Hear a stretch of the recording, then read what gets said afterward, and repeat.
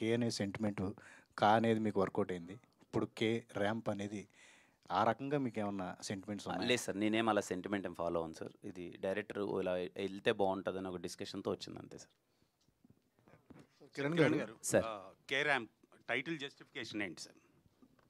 Sir it is going to be completely vibing film sir. ఒక massy entertainment. అంటే hero characterization మొత్తం ఒక character based films కొన్ని ఉంటాయి కదా సార్.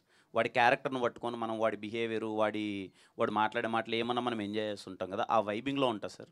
అందుకే Kumar ramp, it is going to B Kumar ramp. Sir మీరు ఇది ఫ్యామిలీ ఎంటర్టైనర్ అంటున్నారు, ఇది క్లీన్ ఎంటర్టైనరా అడల్ట్ ఎంటర్టైనరా? చిన్నవేవో 1-2 ఉంటాయి కానీ బట్ థింగ్ ఏంటంటే కంప్లీట్లీ వెన్ యూ అవుట్లుక్. అంటే మేము చాలామంది సినిమా చూశారు సార్ ఆల్రెడీ. డిఫరెంట్ ఏజెస్ వాళ్ళు సినిమా చూశారు. Second half is completely it's going to be completely family entertainer. First హాఫ్లో కూడా మొత్తం అంత చిన్న యూత్ఫుల్ వైబ్ ఉన్నప్పటికీ ఫ్యామిలీ ఎలిమెంట్స్తో కూడుకుంటుంటుంది తప్ప ఫ్యామిలీ అందరూ కూర్చొని వైబింగ్ చేసే ఫిల్మే సార్. ఎందుకంటే ఇప్పటివరకు మీరు ఇచ్చిన కంటెంట్లో ప్రతి కంటెంట్లో కూడా బూత్ లేకుండా ఒక కంటెంట్ లేదు. దాదాపుగా ఏదో ఒక బూత్ డైరెక్ట్ ఉంది లేదా మీనింగ్ వచ్చేలాగా ఉంది. అది హోల్సమ్ ఫ్యామిలీ ఎంటర్టైనర్ ఎలా అవుతుంది? మీరు లూడో గేమ్ గురించి ఇచ్చిన డైలాగ్ సెన్సార్ తీసేసారా, ఉందా? లేదు సార్, తీసేశారు. అది అంటే సెన్సార్లు కాదు, ముందు నుంచే మేమే లేదు, అది బీప్ ఉంది. అది సార్ అది పెట్టడంలో మీ ఉద్దేశం ఏంటి? సినిమాకి పబ్లిసిటీ బజ్ కోసం పెట్టారా లేకపోతే? బజ్ కోసం అని ఏం లేదు సార్. ఆ క్యారెక్టర్ పవిత్రంగా మాట్లాడితే వర్కౌట్ అవ్వదు సార్. ఆ క్యారెక్టర్ పోషించిన మీరు మీ ఇంట్లో మీ తల్లితోటో మీ సిస్టర్ తోటో ఆ పదం వాడతారా సార్? ఆ లూడో గేమ్లో వచ్చిన పదం నేను అది పలకటానికి అది నేను మా తల్లితోనో మా తండ్రితో వాడలేదు సార్. సినిమాలో మా ఫ్రెండ్తో వాడాను. అది మరి తల్లిదండ్రులు చూస్తున్నారు కదా. నేను అదే సార్, నేను పదే ఆన్సర్ చేశాను సార్. ఇప్పటికి నాకు తెలిసింది ఇది ఒక 4వ ప్రెస్ మీట్ అంటే మిమ్మల్ని మీరు సమర్థించుకుంటున్నారేమో కానీ అది కరెక్ట్ అని ఎలా సమర్థించట్లేదు సార్. అది ఫ్యామిలీ చూడొచ్చు, హోల్సమ్ ఫ్యామిలీ ఎంటర్టైనర్ అంటున్నారు. మదర్ రావచ్చు, సిస్టర్ రావచ్చు, అందరు రావచ్చు. ఒకవేళ అది సెన్సార్ తీయకుండా ఉంటే మేము సెన్సార్ అయిందని చెప్తున్నాను కదా సార్. నేను సెన్సార్ మరి మార్కెట్లోకి వదిలేశారు కదా దాన్ని. అంటే ఇప్పుడు మీరు ఏం చెప్పదలుచుకుంటున్నారు సార్? పబ్లిసిటీ కోసం వదిలేరా? లేదు సార్, పబ్లిసిటీ కోసం వదలలేదు. క్యారెక్టర్ ఇలా ఉంటుందని మేము చెప్పడానికి. ఎథిక్స్ లేవా ఎవరికి సార్? ఆ పదం వాడటానికి ఎథికల్గా మీకు ఎంతవరకు కరెక్ట్ అనిపించింది? నాకు ఆ క్యారెక్టరేషన్ అది డిజైన్ చేసినప్పుడు, ఇప్పుడు డైరెక్టర్ ఒకటి రాసినప్పుడు నాకు కరెక్ట్గానే అనిపించింది సార్. ఆ క్యారెక్టర్ అలా బిహేవ్ చేస్తే. ఎందుకు తీసేశారు సెన్సార్లో? ఇప్పుడు మీరే తీసేసామని చెప్తున్నారు. No answer sir. నాకు ఇంకా మీరు ఏదో మాట్లాడాలనుకుంటున్నారు, ఇంకా మీ ఇష్టం. దాన్ని ఐ డోంట్ వాంట్ టు దీన్ని ఎక్స్టెండ్ చేయాలని నేను అనుకోవట్లేదు. మీకు తప్పుగా అనిపిస్తే please don't be seated, no problem. నేను ఒకటి చెప్తానండి. అంటే నేను నాకున్న అనుభవంతో నేను చెప్తున్నాను. చెప్పండి సార్. నేను బ్లాక్ అండ్ వైట్ సినిమా నుంచి చూస్తున్నాను, పిల్లోడి నుంచి చూస్తున్నాను. సొసైటీలో ఉన్న చేంజెస్ సినిమాలో వస్తాయండి.